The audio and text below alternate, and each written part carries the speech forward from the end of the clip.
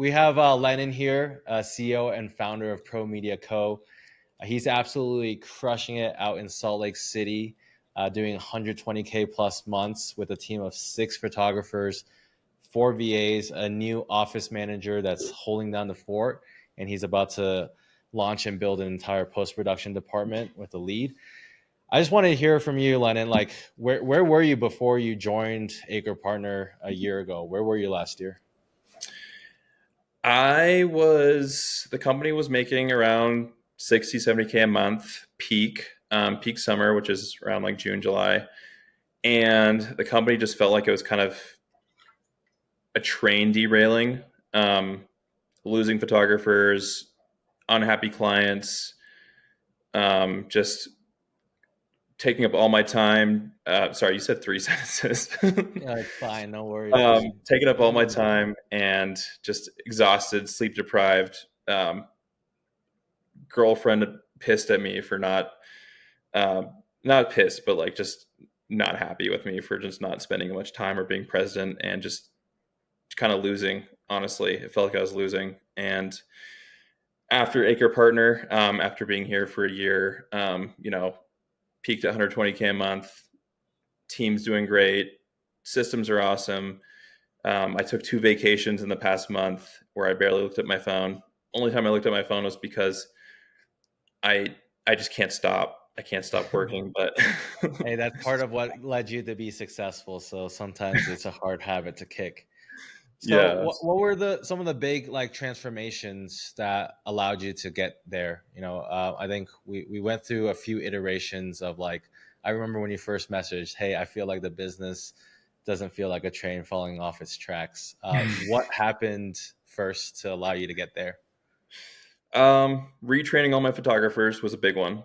Um, Switching to Tonimo, I think, was also really big because how we were using HD Photo Hub was I mean, just wasn't working. I don't know if I was just using it wrong, but switching to Tonimo seemed to fix my issues. And I guess what is better with Tonimo versus HT Photo Hub that allows you to run a team better? I just think, oh man, just the scheduling is honestly really big. I found there were like, it's just really easy to click through the platform autonomous. We were able to start using the user profiles a lot more. Um, Agents were happier with the order form.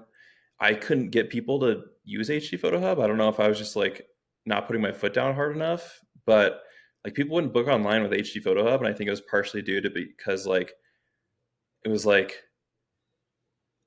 the whole like get my password, whatever, etc. Like Tonimo has like a quick like doesn't matter who's logging in. Like if they put their phone number in, they don't have to have a password. I think that was Passwordless huge. login, man. It's a small friction point that causes, the people that don't remember their passwords to be like, "What the fuck? How am I supposed to place an order? I gotta click forget password, call in. Can you reset this password for me?" Yeah, Yeah, just send a 6-digit code. It's the future. exactly. I love it. If I if I was a real estate agent and I logged on to my website at ProMedia Co or Tonimo or whatever once a month, which is like that's a pretty decent that's a pretty solid agent, right? That's 10 listings per year. Um, I wouldn't remember my password. I'd probably just be like, fuck it, I'm gonna call them. I don't care. Yeah. Like they usually pick up anyways. The But small simplicity helps, these little features that reduce friction. So back with your agency, like, what would you say, like, was after you brought on the photographers? I know you mentioned like you had to like retool like how you went about both training but also hiring. I felt like when you first hired like your first group of photographers, you overpromised them stuff. You didn't set the right expectations. You didn't even know who to look for or what to look for. But once we like kind of identified the job description, your ideal candidate, you're able to find them a lot more easily, and yeah, those ones like stuck around and actually I think they're holding down the fort way better in terms of customer oh yeah, service, how much you have to pay them for them to be happy. Because the other ones were like demanding more pay, and you're like, you're not even doing well, is what you told me. Yeah.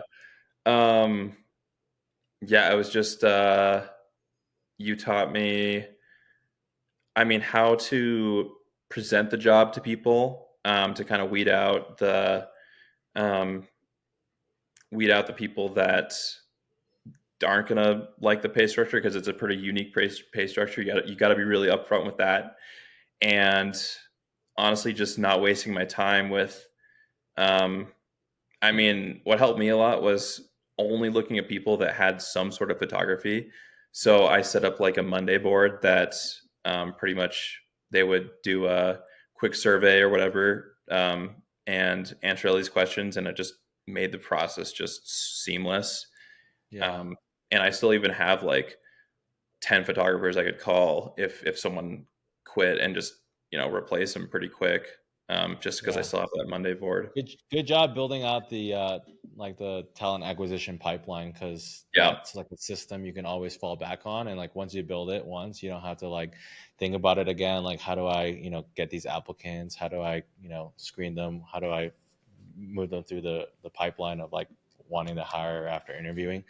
But once you got your team in place, like you started rocking and rolling. I felt like uh, it was like overnight. You're like, yeah, Brendan, last month I did 120K. I was like, God damn, Lennon, like last time we spoke, like a couple months back, you were still at 60.